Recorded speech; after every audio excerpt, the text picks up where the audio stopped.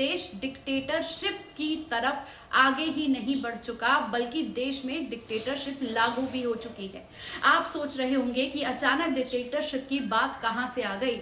जब भारतीय जनता पार्टी के चंदा का स्कैम सामने आया तो एसबीआई को बचाने के लिए देश में आनन फानन सीएए लागू कर दिया गया और लागू करने के बाद आज वन नेशन वन इलेक्शन की 18,000 पेजों का दस्तावेज देश की राष्ट्रपति को सौंप दिया जाएगा और ये सारे आनन फानन में काम इलेक्शन को अनाउंस होने से पहले किए जा रहे हैं। इस बात से ये क्लियर हो जाता है कि भारतीय जनता पार्टी 2024 जीत चुकी है। इस बात का डबल कॉन्फिडेंस में है और जीतने के साथ साथ 2029 में कैसे ये मनमानी कर सके उस बात को भी इन्होंने सिरे से पूरी दुनिया के सामने रख दिया है। और ये सत्ता गरीब लोगों की कमर तोड़कर संविधान बदलकर साफ तौर पर देश में हिंदू राष्ट्र घोषित करने के लिए पूरी तैयारियां कर चुकी है। एक रिपोर्ट तफसील से सामने आई है जिसमें हम आपको बारीक से बारीक जानकारी देंगे कि किस तरीके से वन नेशन वन इलेक्शन की थ्योरी को लेकर भारतीय जनता पार्टी आज सबसे बड़ा कदम उठाने जा रही है। लोकसभा, विधानसभा और पंचायत चुनाव एक साथ कराने की संभावनाओं को लेकर बनी पूर्व राष्ट्रपति रामनाथ कोविंद की अध्यक्षता वाली समिति ने रिपोर्ट तैयार कर ली है।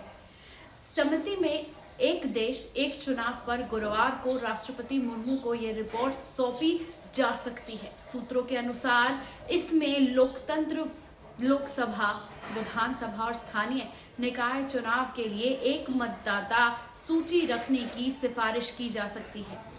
साथ ही एक चुनाव के लिए संविधान में संशोधन सिफारिशों की भी संभावनाएं हैं। भाजपा के सहयोगी दल समर्थन में कांग्रेस टीएमसी का विरोध रिपोर्ट के अनुसार सामने आया है। भाजपा और उनके सहयोगी दलों ने एक साथ चुनाव के हक में राय जाहिर की है। वहीं कांग्रेस और अन्य सहयोगी दलों यानी डीएमके, एनपीसी, टीएमसी ने इसका विरोध जताया है। बीजेडी और एआईएडीएमके ने इसका समर्थन किया है। समिति पिछले साल सितंबर में बनी थी। रिपोर्ट में निर्वाचन आयोग, विधि आयोग और कानूनी विशेषज्ञों के राय भी इसमें शामिल की जाएगी। रिपोर्ट में कहा गया है कि एक साथ चुनाव कराना जनहित में होगा। इससे आर्थिक विकास तेजी से होगा और महंगाई नियंत्रित की जाएगी। रिपोर्ट में और भी चौंकाने वाली बातें लिखी गई हैं और रिपोर्ट आने के बाद क्या होगा इस पर भी रिपोर्ट में कहा गया है कि लोकसभा चुनाव के बाद कैबिनेट के सामने रखी जाएगी और कैबिनेट के फैसले के अनुरूप कानून मंत्रालय संविधान में भी नए पन्नों को जोड़ेगा, जिसकी सिफारिश विधि आयोग ने की है ताकि चुनाव एक साथ हो सके। इसे संसद के दोनों सदनों में पारित किया जाएगा और राज्य विधानसभाओं में भी प्रस्ताव पारित करने की सिफारिश की जाएगी। इसके बाद तीनों चरणों में यानी 2029 में लोकसभा, विधानसभा के चुनाव एक साथ होना सुनिश्चित कर दिए जाएंगे। 2029 में एक साथ चुनाव को टारगेट रखा गया है। सूत्रों के अनुसार रिपोर्ट में 2029 में एक साथ चुनाव को टारगेट में रखने के का आधार यह है कि विधानसभाओं में चुनाव का मॉडल ही बदल दिया जाएगा। एक चुनाव एक साथ कराए जाने के बाद उन्हें एक पटरी पे रखने के लिए व्यवस्थाएं तैयार कर दी गई हैं और बस साफ तौर पर इस बात पर जोर दिया जा रहा है कि हर मनमाने तरीके से वन नेशन वन इलेक्शन का खाका तैयार कर लिया गया है।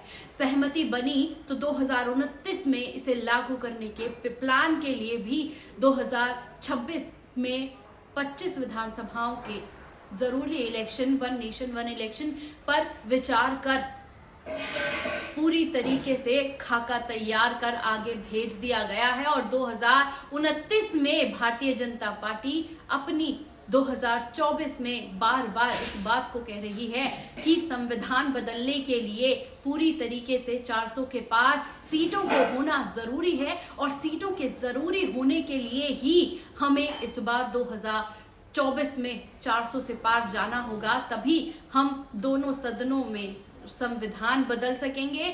वन नेशन वन थ्योरी के नाम पर देश में डिक्टेटरशिप और हिंदू राष्ट्र भारत को पूरी तरीके से लागू कर सकेंगे और मुसलमानों के नाम पर जिस तरीके से सीए लागू कर दिया गया है, जिसे एनपीआर और उसको बिना उसके नहीं देखा जा सकता, और उसी की वजह से ये भी क्लियर हो जाता है कि किस तरीके से मुसलमानों की गर्दन पर छुरी रखकर भारतीय जनता पार्टी ने अपने भारत का पूरी तरीके से कायाकल्प करने के नाम पर सब कुछ बर्बाद करने के लिए तैयार कर दिया है। कैसी लगी ये रिपोर्ट? कमेंट बॉक्स में आकर अपनी राय देना ना भूलिएगा। शुक्रिया।